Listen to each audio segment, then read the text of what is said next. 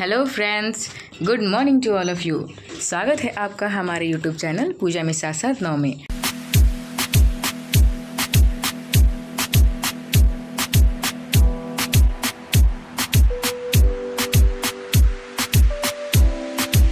आज हम पढ़ने वाले हैं class 10th NCERT Bihar board chapter number 12 Sanskrit का। संस्कृत जिसका नाम है पीयूषम, ये बुक है और इसका चैप्टर नंबर है 12, जिसको हम संस्कृत में बोलते हैं द्वादश पाठ।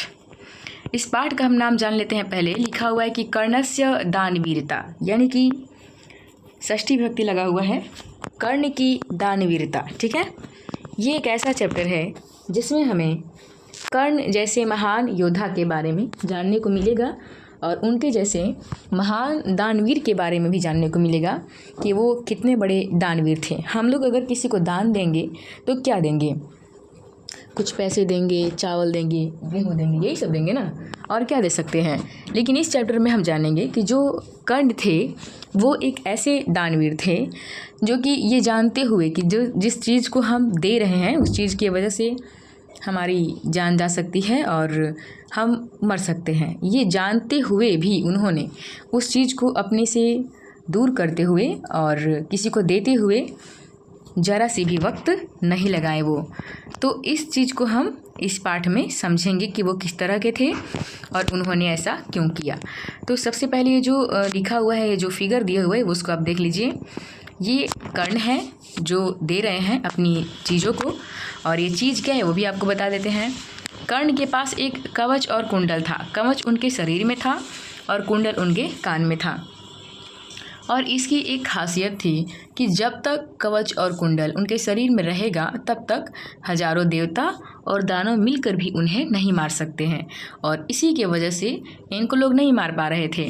जब कौरव और पांडव में युद्ध हो रहा था तो कौरव के पक्ष से कर्ण लड़ाई कर रहे थे, और जब ये लड़ाई कर रहे थे तो क्या हुआ कि ये हार नहीं सकते थे और कोई भी इन्हें नहीं मार सकता था जब तक इनके शरीर में कवच और कुंडल रहता।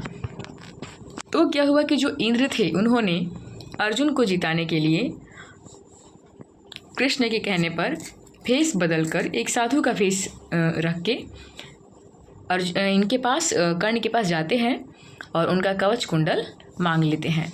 ठीक है, आइए देखते हैं इस चैप्टर को कि किस तरीके से लिखा गया है और हमें इसमें क्या समझना है। आइए, लिखा हुआ है कि अयम पाठ भास रचितस्य कर्णभार नामकस्य रूपकस्य भाग विशेष। ये जो पाठ है वो भास के द्वारा लिखा गया है। कर्णभार नाम के रूपक है और उसका भाग विशेष है। अस्य रूपकस्य कथानक महाभारतम गृह्यतम। ये जो पाठ है उसकी जो रूपक है, उसकी जो कथा है वो महाभारत से लिया गया है। महाभारत युद्धे, महाभारत युद्ध में कुंती पुत्र कर्ण, कुंती के पुत्र कर्ण कौरव पक्षतः, कौरव के पक्ष से युद्ध करोति, युद्ध करता है। कर्णस्य शरीरेण संबंध कवच कुंडले च तस्य रक्षके अस्तः। कर्ण के शरीर में जो कवच और कुंडल था वो उनकी रक्षा करता था हमेशा। जब तक वो रहता तो कोई उसे मार नहीं सकता था। यावत् कवच कुंडले च कर्णस्य शरीरे वर्तते तावत् न कोऽपि कर्णम हन्तुं प्रभवति।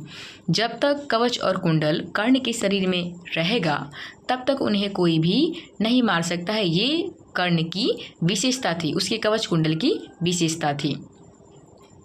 लिखा हुआ है अतएव अर्जुनस्य सहायताम इंद्र, इसलिए अतएव मतलब इसलिए अर्जुन की सहायता के लिए इंद्र छल पूर्वक कर्ण का, ये जो कर्ण है दानवीर, उनके शरीर से कवच और कुंडल को ले लेते हैं। कर्ण समोहदम अंग भूतम कवच कुंडले च ददाति।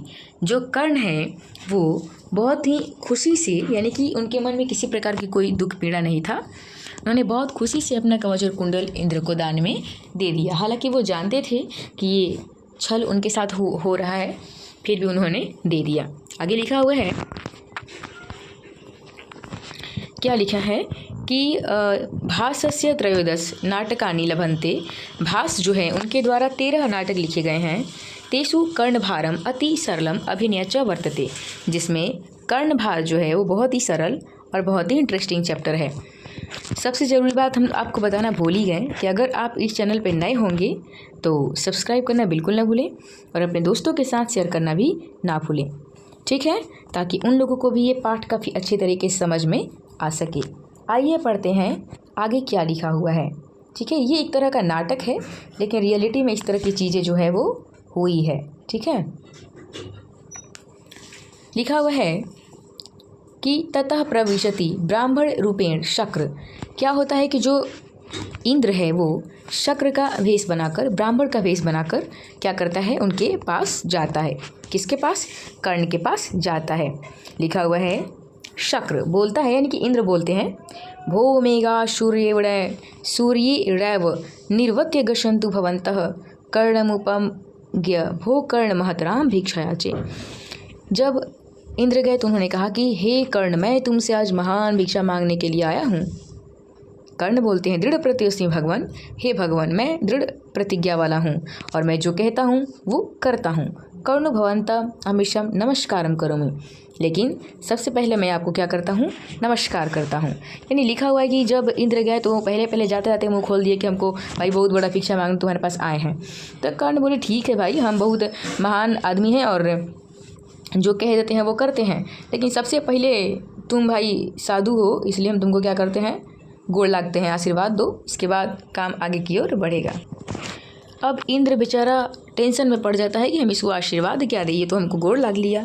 तो लिखा हुआ है कि किम न खलु मया वक्तव्यम यदि दीर्घायु भवेति, यदि मैं इसे दीर्घायु होने का आशीर्वाद देता हूँ तो वक्षी दीर्घायु होती, तो ये तो दीर्घायु हो जाएगा और इसके मरने के लिए ही तो मैंने कवच कुंडल मांगने के लिए आया हूँ। यदि न वक्षीय मूढ़ इतिमा परिभवत, यदि हम कुछ नहीं बोलते हैं तो हमको सफा चौपटे समझ लेगा।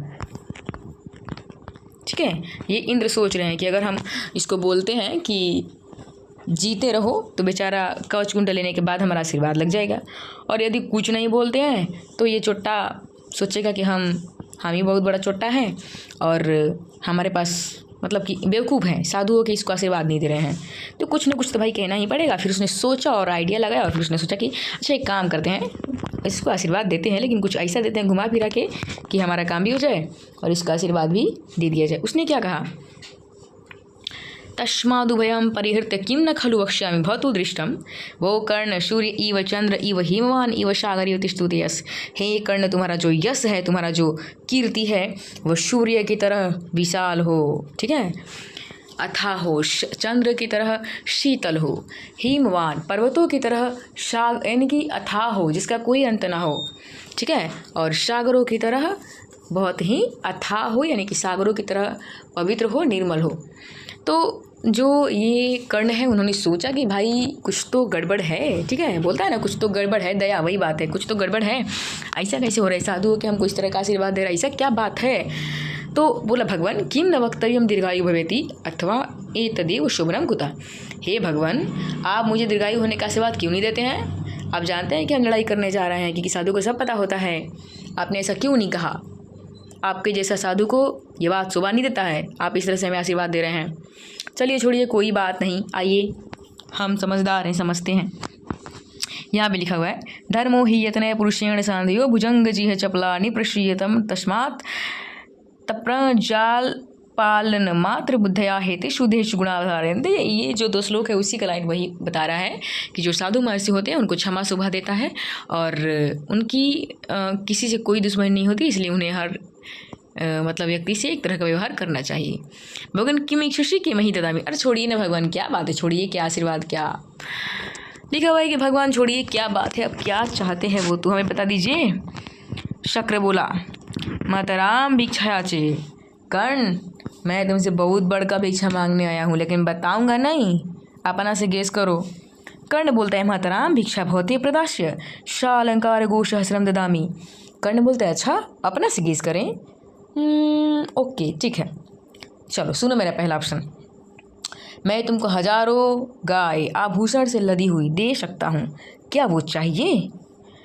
शक्र बोलता है गोसहस्रमिति मुहूर्तकम झीरम बिमामी नेक्षामी कर्ण नेक्षामी। बोलता है ओहो, मैं गायों का क्या करूँगा, इतनी सारी गायों का मैं क्या करूँगा, मैं बहुत कम दूध पीता हूँ, मुझे गाय नहीं चाहिए, ठीक है, मुझे सोना चांदी सब चीज़ नहीं चाहिए, मैं तो साधु हूँ। किम नेक्षति भवान इदमपि श्रुता बहुशः समवाजीनाम ते ददामी। उन्होंने कहा कर्ण नहीं चाहिए। अच्छा कोई बात नहीं, और मेरे पास है, सुनिए। उन्होंने कहा कि मैं आपको, ठीक है, क्या दे सकता हूँ, तो लिखा हुआ है कि बहुसहस्रम वाजीना, बहुत यानी कि हजारों आपको हम घोड़ा दे सकते हैं दान में। और पहले के टाइम में घोड़ा थी, काफ़ी इसका वैल्यू होता था। उन्होंने कहा ये सब दे सकते हैं, क्या चाहिए वो बताओ, चाहिए तो। ये बोले शक्र किम अश्वमिति मुहूर्तकम आरोहयामी नेक्षामी कर नेक्षामी। वो बोलते क्या एकदम से गजीब के आदमी, तुम्हें क्या क्या सोच रहे हैं मन में, हमको घोड़ा लेके हम क्या करेंगे, इस उम्र में हम सवारी करेंगे, इस उम्र में वो लोग हमारा सवारी करने लगेगा, नहीं चाहिए कर्ण, नहीं चाहिए। कर्ण बोलते हैं रुकिए रुकिए रुकिए, और है अन्यदपि श्रुताम, और भी सुनिए, वारणा ना अनेकम वृंदमपि ते ददामि। बोला कि ठीक है, नहीं चाहिए तो आपको हम हजारों हाथी दे सकते हैं, क्या आपको वो चाहिए। तो ये बोले क्या आप पागलों की तरह बातें कर रहे हो, हम हाथी घोड़ा ये सब लेके क्या करेंगे, नहीं चाहिए कर्ण, नहीं चाहिए। तो कर्ण बोले यार क्या चाहिए तुमको, रुको फिर, रुको रुको रुको, अभी और है। गजमिति नहीं किम नेक्षति भवान, और भी सुनो, अन्य देवी श्रूयताम अपर्याप्तम कनकम ददामी, मैं तुमको अपर्याप्त कनक दे सकता हूँ, क्या वो चाहिए, ऐसा सोना दे सकते हैं जो कभी खत्म ही नहीं होगा, चाहिए तुमको, बोलो बोलो चाहिए। कर्ण बोलते शक्र बोलता है गृहीत्वा गच्छामि, ओहो एक काम करते हैं, हम घर जाते हैं, तुम्हारा से नहीं होने वाला है, ठीक है। नहीं इच्छामी कर्ण, नहीं इच्छामी, नहीं होगा, नहीं चाहिए तुमको, चाहिए नहीं हमको, हम जा रहे हैं। कर्ण बोला अरे भाई रुको, इतने गुस्सा काहे हो रहे हो, बता नहीं रहे हो, गेस कर रहे हैं हम तो, तुम गेस भी नहीं करने दे रहे हो। ते नहीं जितवा पृथ्वी ददामी। अच्छा एक काम करते हैं साधु जी, एक काम करते हैं, हम आपको पूरा जो पृथ्वी है ना वो जीत के दे सकते हैं, चाहिए। पृथ्व्याम किम करिष्यामि, मैं पृथ्वी का क्या करूँगा, मुझे नहीं चाहिए कर्ण, नहीं चाहिए। ओके, फिर कर्ण बोलते हैं अरे यार ठीक है, और सुनो और सुनो और सुनो, टेंशन मत लो।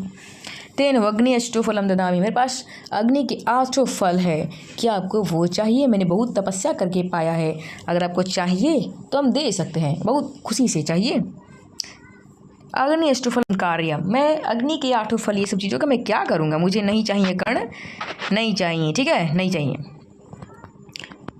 कर्ण बेचारा बहुत परेशान, सोच रहे क्या ही लेने में पास है, हमको समझ में नहीं आ रहा है। कर्ण बोलता है तेन ही मच्छिरो ददामी, हे भगवान मैं पूरी तरह से मतलब थक चुका हूँ, मेरे पास कोई अब उपाय नहीं है, और हाँ मेरे पास एक ही चीज़ है कि मैं अपना सर काट के आपके पैरों में चढ़ा सकता हूँ। क्या मच्छिरो मतलब होता है मस्तिष्क, सिर, क्या आपको वो चाहिए। शक्र बोलते हैं अभी हाँ अभी अच्छी छी, हम तुम्हारे इस सिर को लेके क्या करेंगे, नहीं चाहिए कर्ण, नहीं चाहिए, और हाँ हम जा रहे हैं, तुम मेरा बेइज्जती कर रहे हो, नहीं चाहिए हमको। तुम्हारे पास हमने सुना था कि तुम बहुत दानी हो और तुम बहुत कुछ देते हो, तुम कुछ नहीं देते हो, हम जा रहे हैं, नहीं चाहिए हमको। कर्ण ना भेतव्यम ना भेतव्यम प्राशितु भगवान अन्यदपि श्रुता, अरे नहीं नहीं भगवान मत जाइए मत जाइए, और सुनिए और सुनिए, हम आपका बेइज्जती नहीं कर रहे हैं, माफ़ी कर दीजिए, और सुनिए, ठीक है। एक ही मेरे पास चीज़ बचा हुआ है। अब कर्ण को समझ में आ गया था कि लेने को चीज आया है। बोलते अंगे सहैव जनितम मम देह रक्षा देवाशूररपि न भेद इदम सहस्र देयम तथापि कवचसः कुंडलाभयाम प्रत्या मया भगवते रुचितम यदि स्यात्। हे भगवान, मैं अब मेरे पास कोई अवसर नहीं है, और हाँ सिर्फ एक चीज़ मेरे पास ऐसा है देने लायक जो मैं आपको दे सकता हूँ, वो ये है कि मेरे पास अगर वो जब तक रहेगा तब तक मुझे कोई नहीं मार सकता है, ठीक है, कोई नहीं हरा सकता है। और मेरे पास कवच कुंडल है जिसको हजारों देवता और दानव मिलके नहीं भेज सकते हैं। अगर चाहिए आपको वो तो बोलिए, वो भी हम खुशी खुशी से दे सकते हैं। शक्र ददातु ददातु, अरे दे दो, वही तो चाहिए, तुमको तो समझ में नहीं आ रहा था कब से, बहुत देर से तुम समझा, चलो कोई बात नहीं, समझ तो गया, हाँ चाहिए, दे दो। यहाँ पे क्या लिखा हुआ है। कर्ण बोलते हैं एष एवास्य काम किम न खल, किधर गया यार, खल कपट बुद्धि कृष्णोपाय सोअपि दिग्युक्त शोचितम नाश्य संशय। कर्ण समझ गए कि ये उपाय श्री कृष्ण का है और उन्होंने ये मतलब धोखा करने के लिए इनके साथ भेजा है। शल्य, एक शल्य राज थे उनके पास, जो बोलते हैं खबरदार अंगराज कर्ण मत दीजिए, आप जानते हैं कि ये आपको मारने के लिए साजिश की जा रही है, न दत्तव्यम न दत्तव्यम, मत दीजिए मत दीजिए। कर्ण बोलते हैं शल्यराज अलम अलम वारी, तुम शल्यराज थोड़ा देर चुप रहो। शिक्षा क्षयम गच्छति, शिक्षा का समय के साथ साथ अंत हो जाता है। सुबुद्ध मूल निपतंती पादपा, बड़े से बड़े पेड़ पौधे भी जड़ के साथ कबर जाते हैं समय के साथ साथ। जल स्थानगतम च सूसयन्ति, जल भी समय के साथ साथ स्थान छोड़ देते हैं। हुतम च दत्तम तथैव तिष्ठति, और दिया हुआ दान कभी भी खराब नहीं जाता है, दिया हुआ दान हमेशा स्थिर रहता है। इसलिए हम जब दे रहे हैं तो हमको देने दो, क्योंकि हम वचन दे दिए हैं। और इसी में कहा गया है कि रघुकुल रीत सदा चली आई, प्राण जाई पर वचन न जाई, यानी कि हमने कह दिया है कि हम देंगे तो भाई देंगे। तो ये पूरी तरह से चैप्टर ख़त्म होता है और उम्मीद करते हैं कि चैप्टर बहुत ही अच्छे तरीके से आपको समझ में आया होगा, और ना समझ में ऐसा तो हो ही नहीं सकता है। इस चैनल को सब्सक्राइब करें, लाइक कमेंट करें, शेयर करें, और मिलते हैं ऐसी ही मज़ेदार वीडियो के साथ नेक्स्ट चैप्टर में। तब तक के लिए bye, good bye, take care.